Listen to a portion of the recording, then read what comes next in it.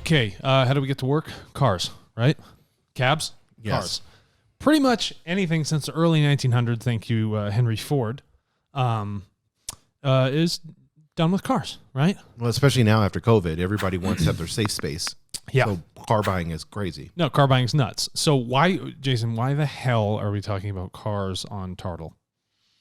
Well, I want to talk to people that are in the automotive industry. First of all, you're an expert in the automotive industry. Yes, you wrote the I did playbook it for a Snapchat yes, on how they should advertise automotive stuff. Yes. So whenever you look at the automotive industry, and I want to talk to those people specifically in that industry, and I'm going to present a couple use cases with you, and problems that the automotive industry is facing. Got it. So one, and first of all, we have taking a dealership model, which is very, very old, and transforming it to a digital model. And then they are understanding one thing.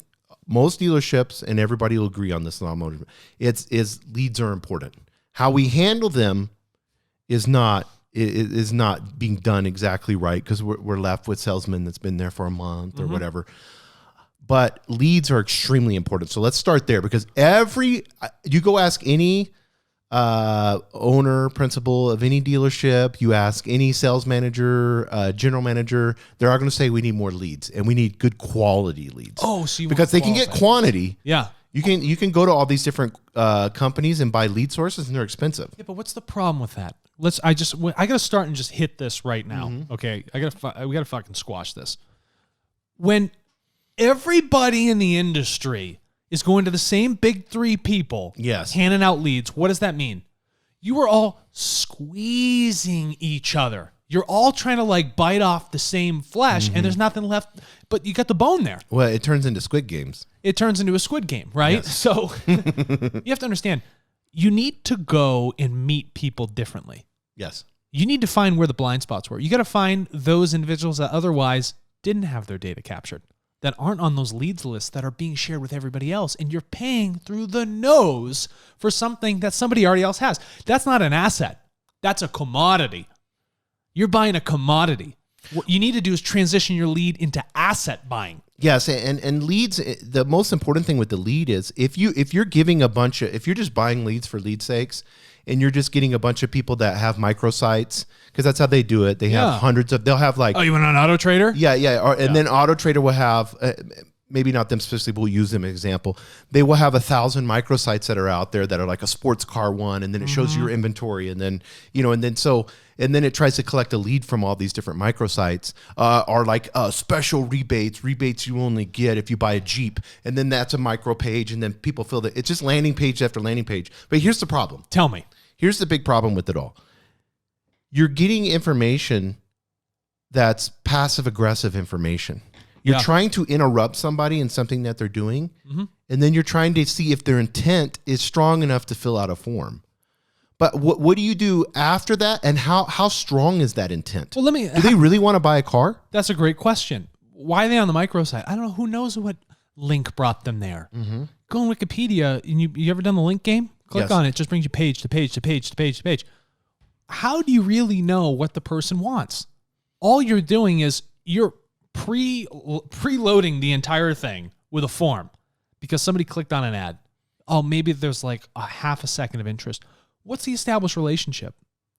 What is it? Do you know anything about this person? Really, where they're coming from? No. You're just delivering a targeted ad through some online system, and the person happened to click on the banner. Okay, great. Okay, but does that actually drive the person to a conversation with the person who's going to sell them the car? No. Does the person really know what's going on with that information? No. Do they have any benefit from the start for filling that out? Zero. What's their incentive? If there's no quality incentive, you're not going to get quality information. Right. So you're working off of collected leads online that are frankly garbage, right? And if you don't want those, then you're buying it from some other group who knows where they got the information from, but they've also shared it with 1,000 other parties. How do we invert that model? It doesn't work. You got to find a way to establish relationships with those people you want driving your car. Okay? Why should they be a part of your brand? Well, you got to establish a relationship with them. You have to incentivize them. Medallia, which most of the OEMs use, to do their analysis on customer experience, they do it after the fact. And the Medallia's like, we got AI. We can tell you, we can predict what's going to happen. Who cares about predictions? Who cares about after the fact? The key thing is you need to drive revenue. You need a person to walk onto your lot and buy that car, sign the paperwork, and leave, and then come back as many times into your service department so they can bill you, and then you send it back to the larger OEM. That's your cycle. But I got to tell you, just understanding what happened after the fact, people are already exhausted from the car buying experience. It takes a long time. They're spending a lot of money. Why would you then ask them to give you more information after the fact and give them no benefit for it? That system doesn't work. It's broke. And that's where Tartle comes in, because what they're not understanding is when you incentivize something to do something. Yeah. Every sales floor that is out there, the salesperson is what? Incentivized to do that. Correct. Because it's funny, a general manager can go out there and put a spiff out for the weekend and say, you get an extra $100 for every car you sell. Well, he knows if he pays $1,000, there's 10 extra cars that got sold. Correct. Or more, depending on what's going on. And so, because these guys are incentivized, like, we got to sell. You need to do that with your customer. And that's where Tartle comes in. Right. We're not asking you to pay anymore. No. The $17 you're paying for a lead now or whatever, fine. But don't pay it to some third party company. Yes. Pay it to the person that's going to spend that money back on your car. Yes. That makes way more sense. So I mean, and if you want to, you can take all of your leads and all of that information, have it automatically go into Tartle. Yeah. Through your CRM. We can even do the survey as Medallia, in your DMS afterwards, after the sales. That's really easy too. And we can work with your service department to create, we can ask them, how was your experience, all that stuff. Correct. We can do after sale stuff. That's cool. But I'm focused on before the sale, because this is the hardest part. The linchpin. The most important thing that you can understand that how Tartle is so unique and so different from any other company and any other, if you want to stick with just leads, but we do so more than leads. Yeah. But is we can take your data and the I'm thinking, I know a dealership right now who has 120,000 email addresses. Why can't that dealership go to the 120,000 emails and say, hey, we want to pay you for more information. Go to this data packet on Tartle, fill it out, and we'll pay you for that info. Whether or not you do anything with us after the fact, we are trying to understand you. We're trying to understand you in this area. We're trying to understand you and how you feel about your car experience. And I'm not going to call out any companies, but there's a company out there that is doing leads and giving leads. And then they say, we need to be hooked to your system. We're going to take all of your data. Yeah. And then we're going to give you this lead for free. And then if they buy a car, and in the meantime, we're taking all your data.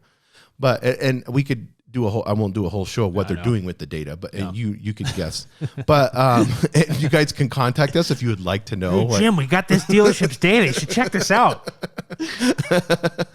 But because data is gold. Yep. So if anybody if you're paying for somebody to take your data, something is horribly backwards. Yes, exactly. Yeah. Correct. They should be paying you tens of thousands of dollars for your data. But correct. Because it's worth that much, dealerships out there. But here's the thing. Here's the crazy part.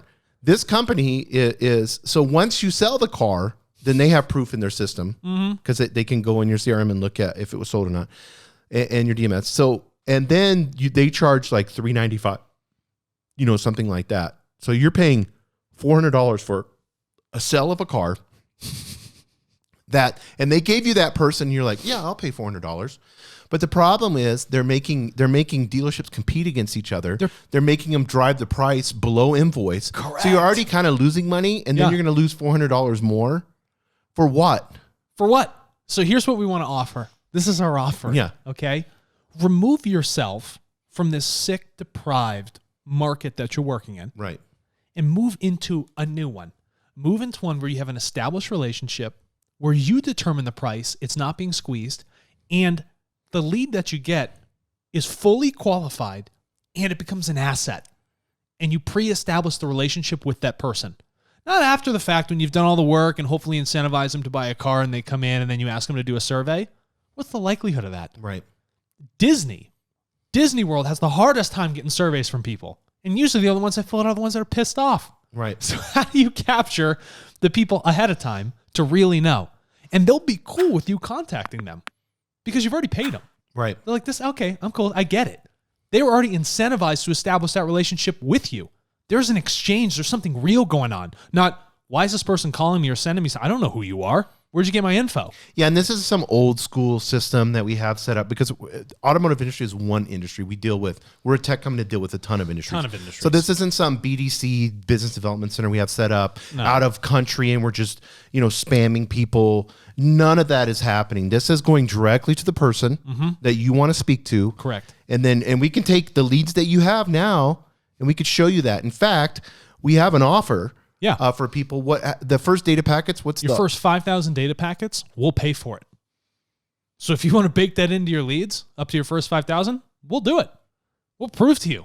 We'll show you. I'll hand you something. And you're going to be like, "Are you shitting me? This information is available?" Yeah, it is. Isn't it important? Let's think about. Let's get a little wacky with this. All right. Say I want to acquire data on some of the people here in Albuquerque. Maybe I want to know who's 6'5". They may not fit in a Mazda 3. Yes. Why am I delivering an ad to a giant? Right? I can't give a clown car to a giant. in all seriousness, right?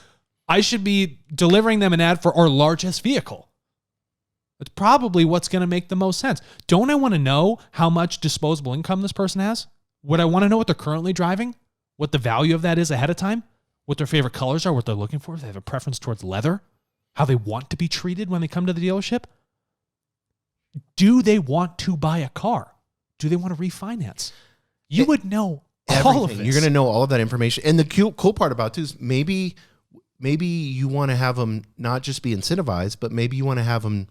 Let's use Subaru. Go for it. That Subaru is the best example of this. Yep. Let's say you want to have them donate to a cause that Subaru supports. Oh, how cool. So if they fill out this information or share this information with you or send a picture or download, we have so many different types of options. We take all kinds of data. All time. So however creative we want to be with the process, then they can turn around and be notified that they can, if they do that, then it can be given to this organization that's not for profit. How cool is that? If I want to, if Subaru wants to do it for some dog nonprofit, do it. Yeah, or I think the big one is like a Sierra bank? Club or and anything like that. Yeah. So those individuals, when you're getting their information, that market. They would be more than happy to donate the earnings they got from sharing their information towards a not-for-profit, because that's the whole point. It has to benefit everybody. And the models you've been using are archaic, out of date, and they only benefit one party, the person selling you leads, which they've also sold to 1,000 other people. You've bought a commodity, not an asset. You're dealing with corn. We're dealing with gold. So do you want to own the gold or do you want to own the corn, right? Because the gold is the thing that actually gets someone to come in and buy the car. Yeah, and it's on the blockchain. Yeah. Which means that there's proof that you own it. Yes, that you own it. Yes, that exactly. that lead which you bought came from that person with full consent. And it's ethical. It's very ethical. Which in the car business, can be a situation. We all know the situation. We know the perspective that people have of the car business and internally. Yes. You don't have to lie to yourself. We know what's going on. Yes. Okay. You need to step up your game. Well, it's just risk prevention for the owner. I mean, if you're and this is who I want. This is who I specifically want. I mean, we can talk to dealerships, of course. Auto dealer groups. Yep. That are large auto dealer groups. Great. We'd love to be able to have a conversation. We'll fly there, have a conversation with you.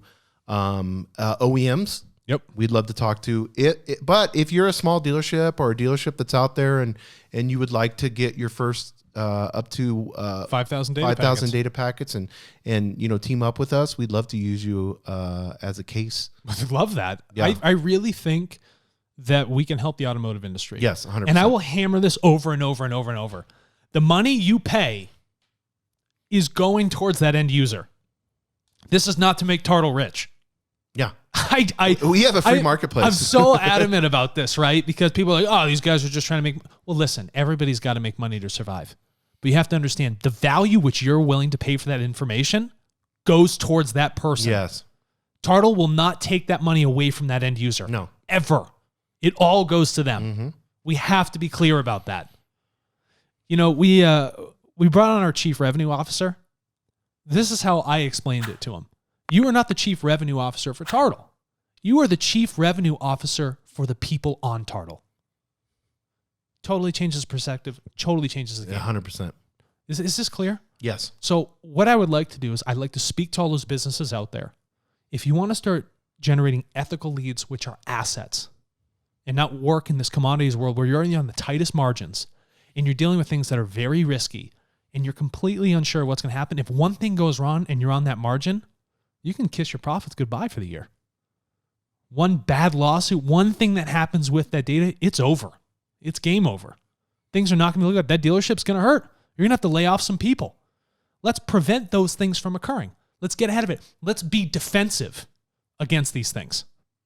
All right? And I can see that happening with these major automotive groups, with the OEMs, and with the smaller dealers. And we're willing to help you do it.